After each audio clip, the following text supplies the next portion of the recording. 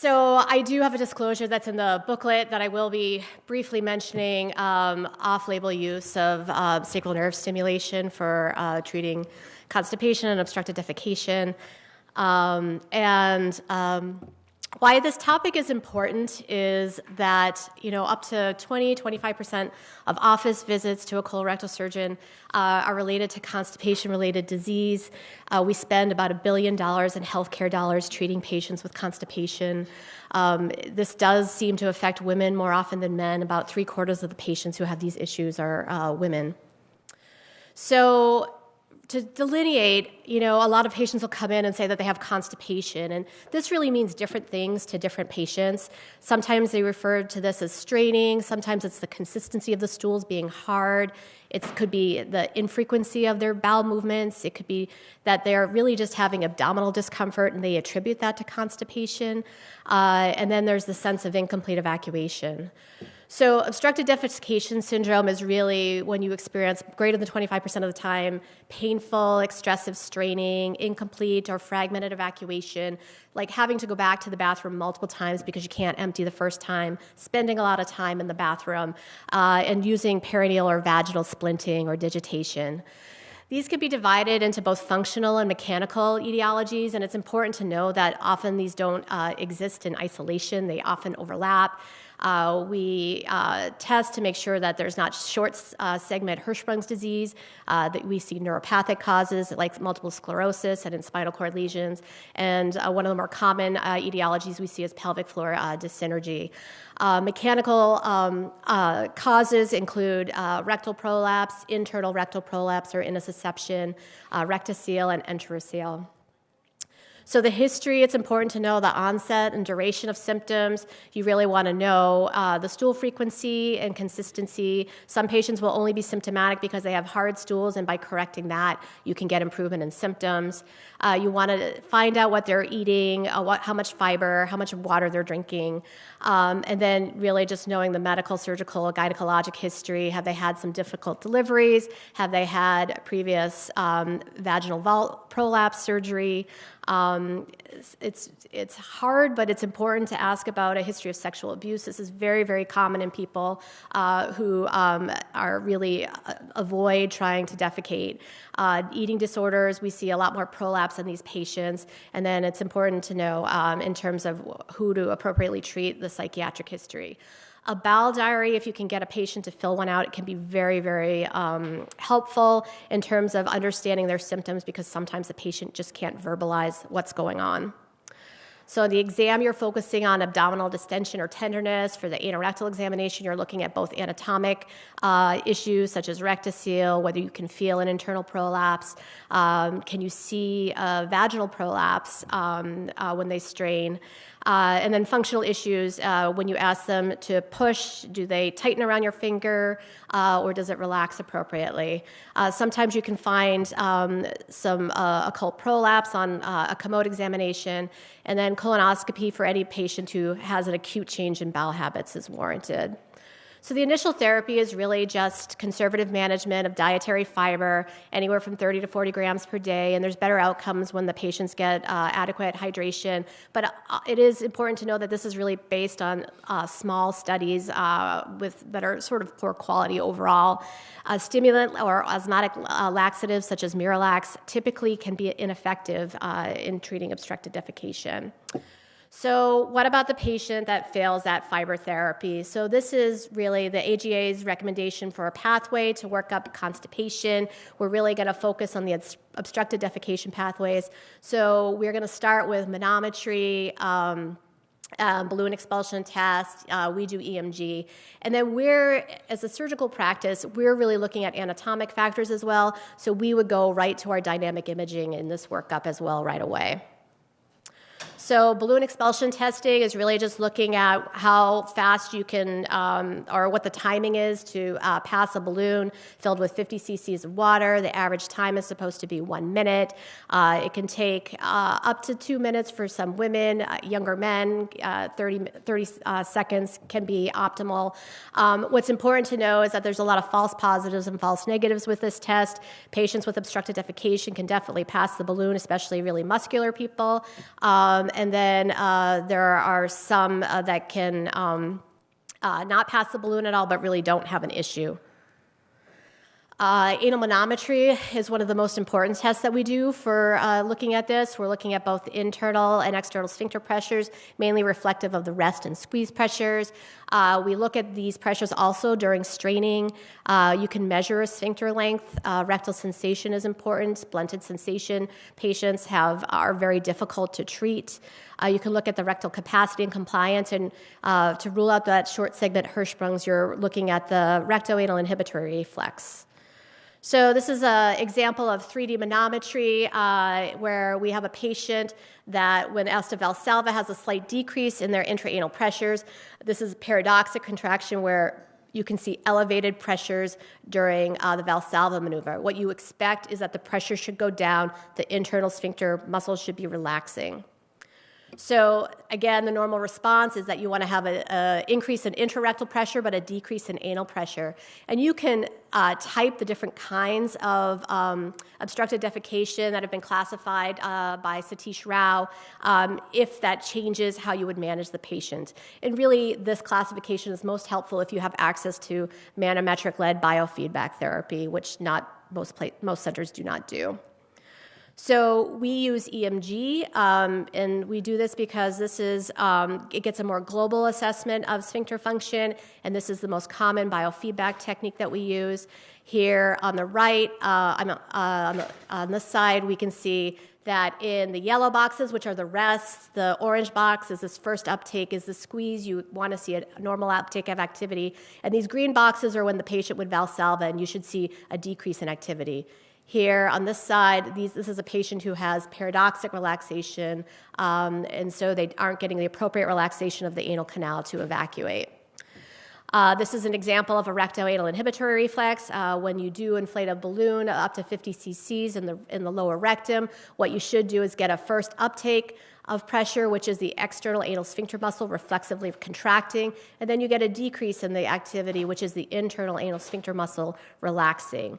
Absence of this is suggestive but not always conclusive of Hirschsprung's disease. That might be someone that you would send on for a rectal biopsy.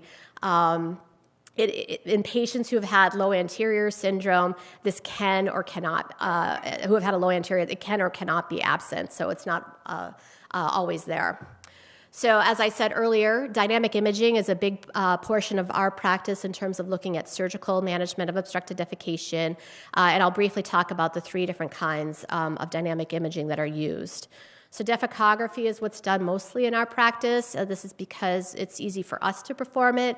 I think it's getting less and less accessible at centers, given the reimbursement for fluoroscopic radiology is probably down. We like it because it's more physiologic, because we perform it in the upright position. You can image all compartments. You can use bladder contrast if you want to.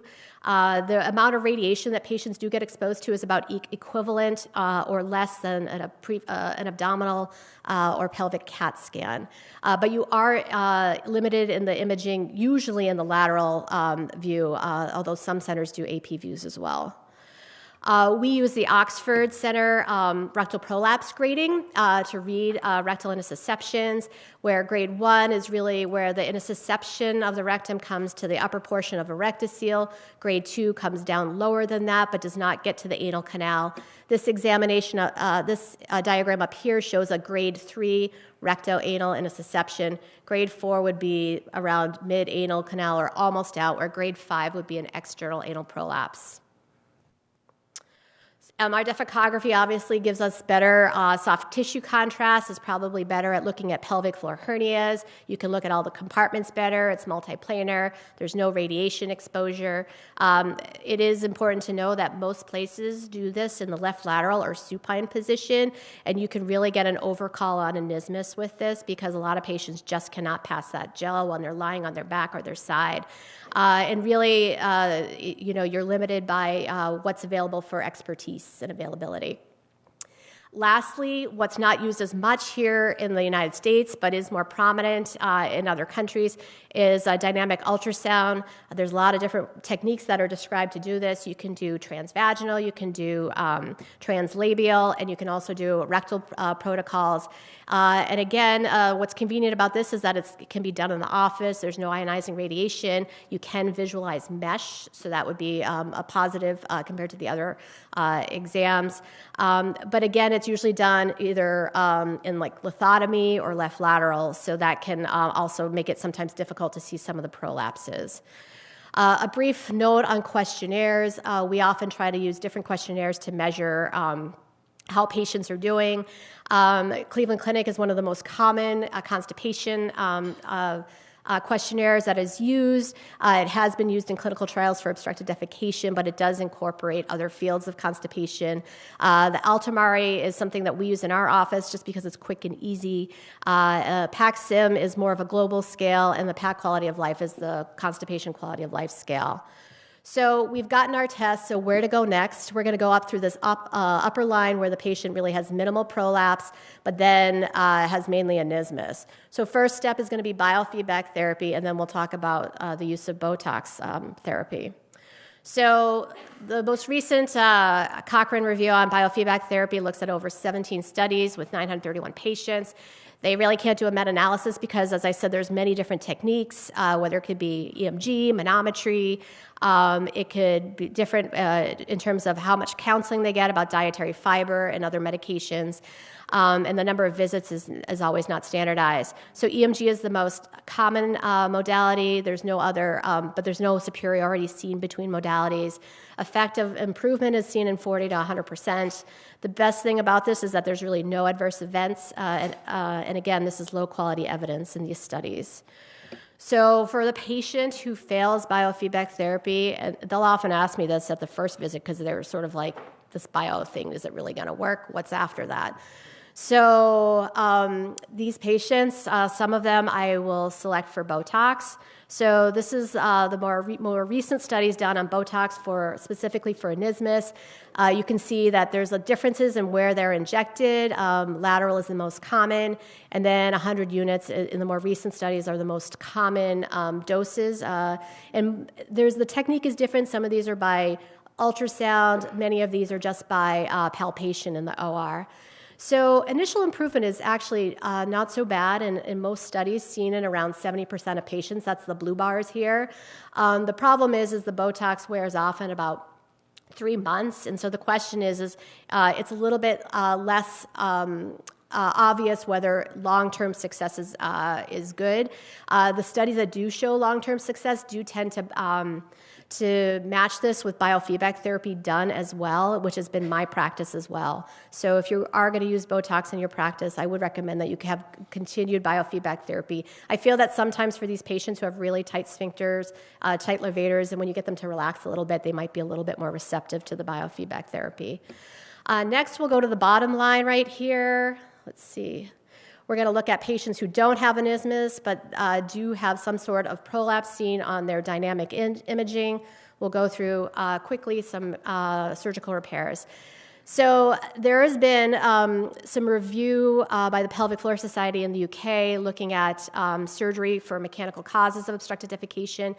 This is grouped into rectal excision procedures, which are STAR, TransSTAR, DeLorme, rectal vaginal support, which are the different forms of rectosteel repair, and then rectal suspension, which is rectopexy. So this is the DeLorme, where we plicate the muscularis, remove the extra mucosa. There's the STAR procedure, which was initially done using their original PPH stapler. And then the TransSTAR procedure, which was brought out because with the STAR, you can't, there's some limitations in what your visualization is and in how much you can remove. So the TransSTAR procedure was developed with a contour. So in a systematic review of 47 studies looking at this, some notably pointing out that if you have a concomitant enteroceal, that it's probably not a good idea to do these. The morbidity was 16.9%, no mortality, and despite the technique of the TransSTAR being the most complicated, it actually had the lowest complication rate. Outcomes were good, whatever that means, 73 to 80% of the time. And then reduction in obstructive defecation was 53 to 91% in about 2/3 to 3/4 of the patients. The big reason why this has fallen out of practice recently is that new onset fecal urgency can happen in about 10% of patients, and then recurrent prolapse can be seen in 4.3% of patients. The more traditional rectovaginal reinforcement procedures, we know that there's different ways to do these, different approaches. In a review of studies looking at this that try to discuss the outcome of obstructed defecation, the complications were seen in up to 17%. There were 2 mortalities overall in this review. There were 2 papers that mentioned the use of mesh and the complication of mesh erosion, and this was actually fairly high of 30%.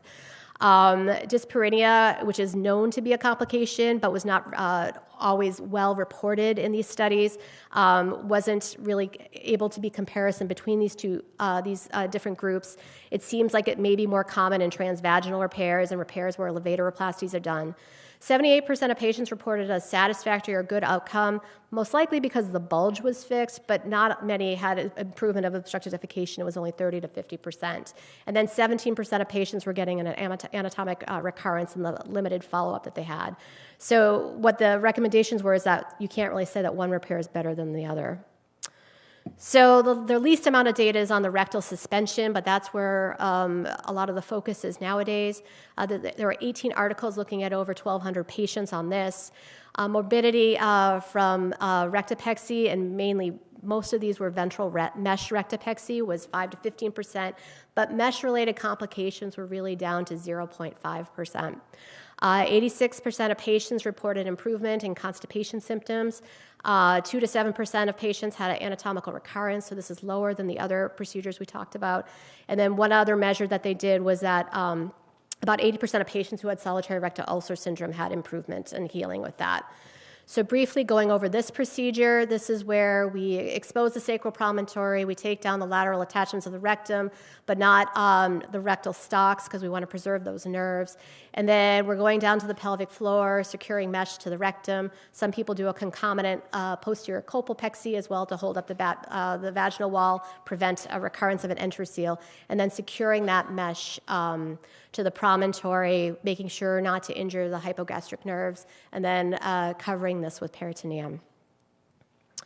Again, another slide that shows that this is used for patients with both external and internal prolapse and rectocele, and that you can see improvements with both fecal incontinence and obstructed defecation, but it's really hard to tease out how to pick patients for this.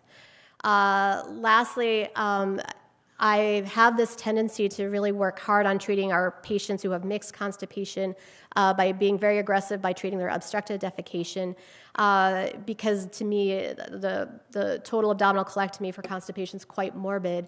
And so what this study does show is that in patients who have slow transit constipation, they don't actually do worse after ventral rectopexy, and actually they do have significant improvements in their PAC-SIM afterward.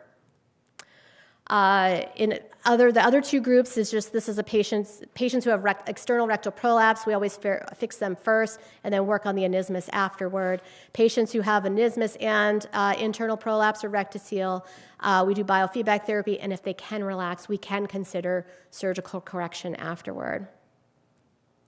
Lastly, sacral nerve stimulation. We know that this is a sensory phenomena. We know that it's approved here in the United States for our use for fecal incontinence. There is thought that for patients with blunted sensation, maybe this would be an option to treat their obstructed defecation. There's a lot of studies that have looked at this. The series numbers aren't very large. A lot of patients don't pass the peripheral nerve evaluation.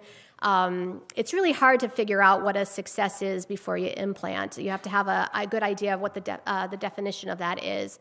But if you can figure out how to select that patient, success rates can be seen high. But again, it's really hard to figure out who is being implanted, what improvement in symptoms they're getting. So in conclusion, for the management of obstructed defecation, anorectal physiology testing and dynamic imaging should be utilized in these patients. Dynamic imaging is really crucial for the surgical management, in my opinion. The majority of these ODS therapies that we discussed today are really based on poor quality studies at this point. The optimal surgical therapy for posterior compartment prolapse and ODS is really, you have to go over with the patient a risk-benefit profile. For patients who are good candidates for minimally invasive surgery, I've been personally in favor of the ventral mesh rectopexy. And then there's very limited role for sacral neuromodulation at this time. Thank you.